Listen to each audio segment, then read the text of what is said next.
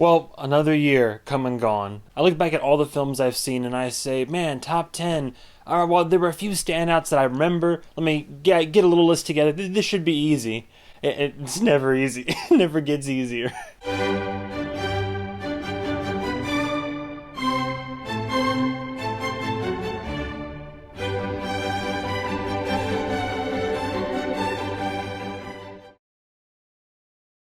I'm only going to be covering films that I either have reviewed on my channel or will be reviewing. So there might be some that are like Netflix exclusives or some Oscar contenders that I just haven't seen yet. And these are films that I have seen, that I have already reviewed, or will eventually be reviewing. I was constantly second guessing myself, rearranging the list. I eventually had to settle on just going with my gut on this one. So not your typical top 10. It's gonna have some loopholes, and I don't care, it's my list. Might do other lists for the year, but I always want to make sure to get out one of these. Without further ado, this is MovieMan's top 10 films of 2023. What are they paying you? I shouldn't say. They're paying me $10 million. Yeah, me too. At number 10, we have one that I didn't think it was going to be as good as it was. The trailer made it look enticing, and I thought, you know what?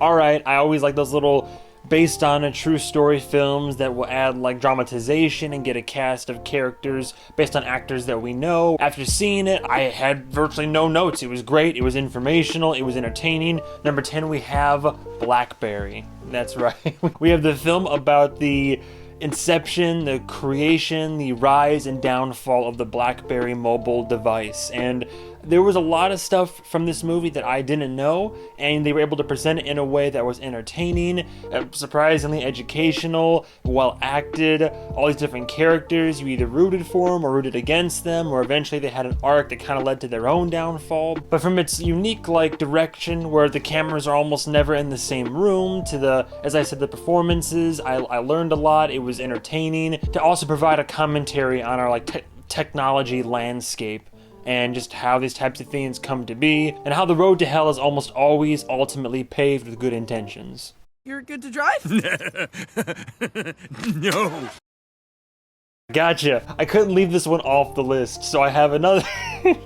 my other number 10, or my 10 and a half rather. I didn't want to add this to honorable mentions, but I had to put it somewhere on the list, so I want to at least slide it in. Teenage Mutant Ninja Turtles Mutant Mayhem. I love how this film works as both an introduction to the Turtles, but can also be another adaptation for those that are already fans. I love the choice of animation. I like how all the Turtles are actually voiced by teens. They chose a great cast. They got great people to get behind this movie. It's a labor of love. It doesn't patronize its audience. It simply uses the medium of animation to tell the story of the Turtles and to start telling it again. And I'm glad that it's getting all the praise that it is. I don't think I'll ever go home again. The trailer didn't initially entice me, but seeing this almost on a whim, I fell in love with its cinematography, the performances therein, its depravity. As more and more of the film went on, I got into the story. These characters were fascinating. The comedy hits, the dichotomy of the bourgeoisie and everything. Number 9 for me is Saltburn. Again, call it recency bias if you want, but I think that this film looks just like a painting. It's such a dark, twisted, interesting story, like a minor character study. Any film that can get like depraved, kinky, borderline disgusting, but not lose the core essence of what it is a good film in my book. But I like this one a lot. Consequences.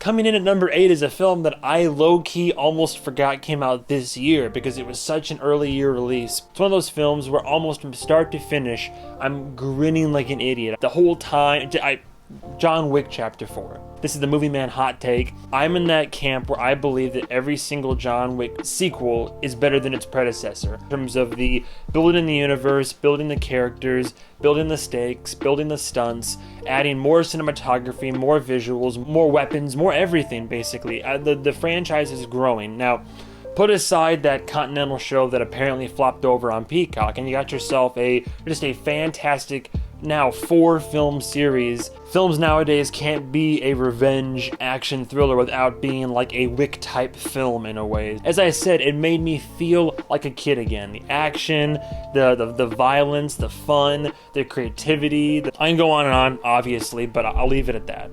They like you. This was a pretty decent year for horror, I'd say, and this film was no exception. As how I've been following the creators of this film for years and their various projects, they kind of embody that dream that I wish I could have personally fulfilled when I was a younger kid. But to see them and their success, to see just people really give a damn when they're making a film and not compromising on their artistic integrity of it, and how it's just true horror in essence. Number 7, I gotta say, is Talk to Me. Yes, Talk to Me, the Australian horror film that A24 picked up and that everybody and their mother was talking about, and the whole with the soundtrack on the TikTok and all that. And culturally, the impact of this film has just only grown and grown more and more as time has gone on. Horror in general, and especially possession films, it's harder and harder nowadays for films to kind of nail it. They either are cheesy or stupid or just don't make a whole lot of sense. But for this film to do all the things it needs to do correctly, great performances, whenever the horror it kicks it up and the gruesomeness and all that, they don't shy away from it. While it might not be in the top 5 with some other horror films that I have coming on the pipeline, I gotta say, I loved this film. It's so good. Can't recommend it enough, and I can't wait to see Talk to Me when that comes out. I think, this upcoming year? I find the world a bitter and complicated place, and it seems to feel the same way about me.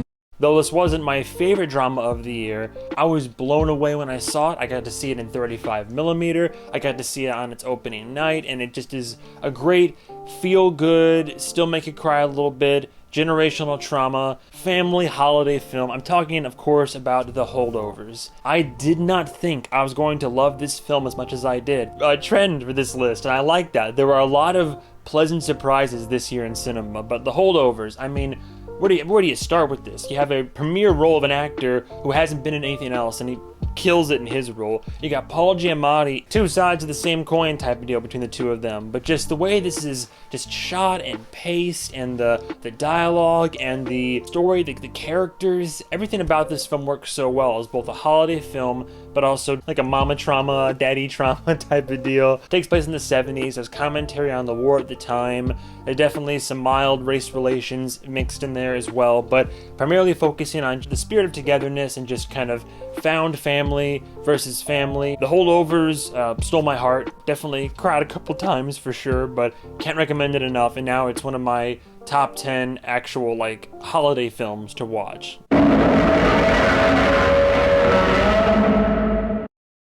I struggled to figure out where exactly to put this one. I just rewatched it the other night. A lot of the recent franchise films with that name haven't been doing too terribly great, but Japanese, so. But when I tell you that when I went to go see Godzilla -1, that this film, again, one of these late game, near end of the year films that I can walk out and safely say, yeah, no notes. I don't, no, nothing to add to that. That was great. At this point, you've heard people talking about this film online for a while. For some people, it's their number 1 or top 3. I wouldn't go that far for myself based on my own personal preferences and bias, but I'd be remiss if I didn't add Godzilla -1 to the list. This is the kind of monster film that we rarely get these days, and especially if we're just kind of banking on America and Hollywood cinemas to really try to keep the franchise afloat. To be able to not only balance your film between the monster mayhem and the human element as well, but to make both good and almost have this film not even so much just be, oh, dinosaur monster go brr, but to actually have this film have Godzilla be the metaphor that he's always meant to be. War and PTSD and trauma. Be more about human beings and the human spirit persevering and this man's journey and the found family trope as well, and all that type of stuff all kind of rolled into one. To be able to execute that and to still not have your Godzilla monster get lost, not have that terror, destruction, and the visuals also fall to the wayside, to be able to have the human element exceed so well. And then when Godzilla shows up, to have it be so impactful and visually striking, and just decimating cities and people, and to have whatever, feel as impactful as it did, to have those orchestrations swelling up during these great climactic moments. And I can go on and on. I don't know if it's the best Godzilla film that I've ever seen, but it's up there. There's a word in Korean. 인연. God, I almost put this up higher, and I'm glad that this is as high as it is. This felt fair. Like I said, I had to go with my gut at one point before getting to the top 3. So, at number 4, we have Past Lives. Number 4, we have Past Lives. Again, I said this has been a great year for intimate, flawed, human dramas and character studies. And while The Holdovers was great and wholesome, Past Lives is still great, but let's trade out the wholesome for just bittersweet. You feel the connections in the moments, but then you feel the weight and the toll of the loss in others. This hit me on a few personal levels, and I'm sure it hit a lot of people out there that have experienced or have gone through similar things in their personal lives. But it shows us that we're not perfect, and that relationships, even though you can be happy with one person, you can still mourn the loss of a life that could have been lived with another person. It's just so well acted, and it's just, even though it's simply directed and shot, the atmospheric and just immersive, and the little music used in these moments, the chemistry between the actors, the way the little looks at each other, and just the way they react around each other. Definitely cried once or twice. It's a really good, compelling, simple, super well written and well acted drama. You as the audience will fall in and out of love as some of these characters do. But of course, before we get into our top 3, I do want to run some honorable mentions. I'm just gonna run the tape. These are films that, man, they're really good. 1 or 2 of them were even in my top 10 list at one moment before I in good conscience, I had to take them out, but they're still really great. I would still recommend them. I've still reviewed them. Here are just a few honorable mentions of this year for 2023.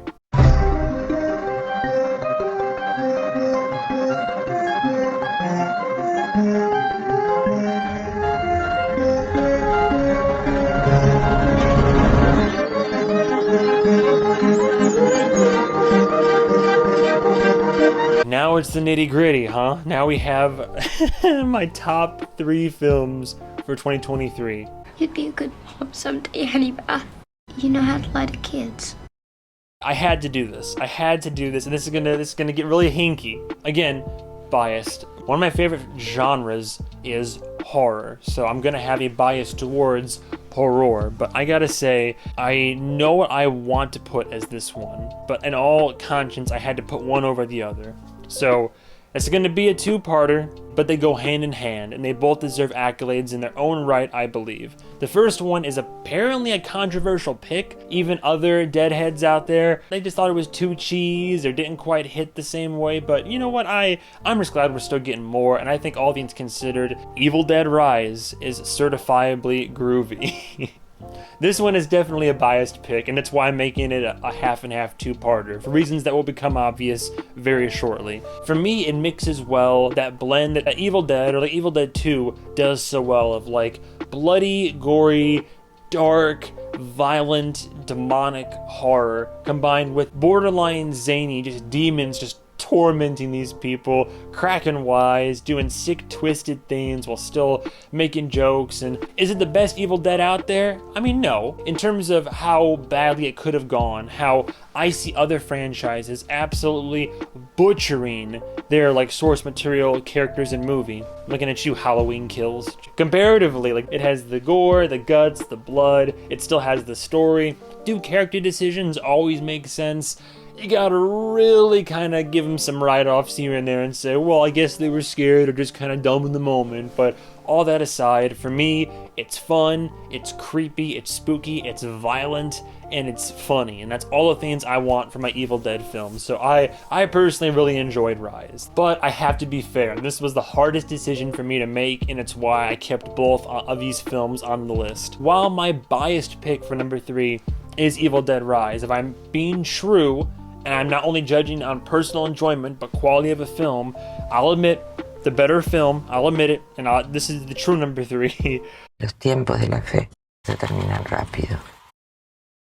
When Evil Lurks. Not Spanish, as I was brutally corrected over and over again to varying degrees of niceness or animosity in the comment section. I'm not perfect, I make mistakes. Ay, Dios mío. This is one that snuck up on all of us, I think, because we heard critics saying some good stuff, but we're like, oh yeah, they always do that for trailers and whatnot. But you go in, this film pulls no punches. It is brutal and dark. And funny enough, out of the 3 possession-based films I put on my top 10 list for the year, this one is hands down the most grounded and potentially realistic portrayal of possession I've seen. It's treated in such a mature and like just a grounded way, and it makes sense for the world. It spares nobody from kids to animals, and just tells a story that frankly does not have a happy ending, but that's kind of the point of a horror story. It's well acted, it's well written, there are some tense moments. The way that possession is revealed isn't like a but it's more like a, hang on, how did they just say what they said? Hang on, that person's not acting correctly. What's going on here? Like, It Follows, when you watch that, it's similar vibe, because you're like, hang on a second, what am I looking for here? Probably the best horror film of the year. My holes aren't a curse, they're the answer! Number 2, oh my god, my number 2 and number 1 for the year. I wrote up a draft for this 3 or 4 separate times, and these two flip-flopped back and forth and back and forth. Both of these films did it, but number 2 is one of those films where, again, grinning and smiling from ear to ear, what it does to push the boundaries visually and by definition of what animation can look like, how it can all melt together, how it's all a compelling, emotional family story, also combined with this now sprawling world, or should I say worlds, multiverses. I'm just gonna, it's Across the Spider-Verse. Number 2 is Across the Spider-Verse. I think I'm in that small camp of thinking Across the Spider-Verse might actually be better than Into the Spider-Verse. I know that Into the Spider-Verse has more intimate character moments. This one still has character moments, but not as many and not as intimate, but just visually speaking, it's gorgeous. And this, for being the longest animated film period like to ever be made so far, the pacing is like boom, it flies by. It's so entertaining, it's funny, it's dramatic, it's sad. It gets you hyped and excited for Beyond the Spider-Verse, whenever that's coming out now, and I can't recommend it enough. The voiceovers are great, the music is great, fans are still finding Easter eggs hidden in scene after scene, and the amount of time, effort, and love that went into this film by the artists. Just Across the Spider-Verse is my number 2 for the year. It is amazing. Oh. Again, this might be recency bias, but I've seen this film twice now, and I loved it even more the second time. And I think what really drives this film home for me, just the creativity, the uniqueness. Out of all the films that I saw this year, as good as they were, as creative as they were, as unique as they were, this one might have them all beat out. Everything from the music and how it was made, to the credits and how they're displayed at the beginning and end of the film. My number 1 top pick for 2023 would have to be Poor Things. I know I say this a lot, but I did not think I was going to love this film as much as I did, but it is so damn creative and visually stunning, and the characters, the acting is so good, and the story and everything as it's revealed to you, and the messages about life and about womanhood and a woman's place in society. It's a beautiful film. And on my second viewing, the appreciation that I gained from this, even having the added perspective of a first viewing, but really being able to listen to the dialogue, listen to what these characters say to each other, what Bella Baxter's journey is through this film, it was beautiful to me. I'm so surprised that I put this up there. I could watch this film again and again. It's that everything everywhere all at once syndrome. When your movie can be so weird and high concept science fiction and so bizarre and still be grounded in its narrative and messaging and all that. It's that blend of being able to put the serious, intelligent conversations and thematic material and elements there interwoven with the, like I said, the creativity and the weirdness and the visuals and just this weird like semi-dystopian world. Like I can go on and on. Again, check out my review for these films, please. But pleasant surprise to even me myself, Poor Things is my favorite film of 2023. Oh my god, top 10 for the year. If you think I shunned any films that should have been included on this list, feel free to put them below. If you think I'm wrong, or as the kids say, capping, then by all means, argue below. I might do a small list for most disappointing films this year. I don't like the idea of like worst films, but I do like the idea of films that like I wanted to be good but weren't, so I might do that. This year I did break my record from last year. Last year I saw a little bit over like 110 films or so. This year I saw 170, 4 films. So definitely I have the record this year as opposed to any other year in my existence. And this just in theaters, by the way. I love that I can do this, and I love that there's people that are watching the content that are interested by it. I can entertain and provide my opinion, and we can engage in discourse below. But as always, thank you guys and gals so much for watching. Stay tuned for the next episode of whatever movie I review, and I still got to get some 2023 movies out, probably well into the next year, but here's to another year of great movies. So, love you all. Have a good night. Goodbye, travelers.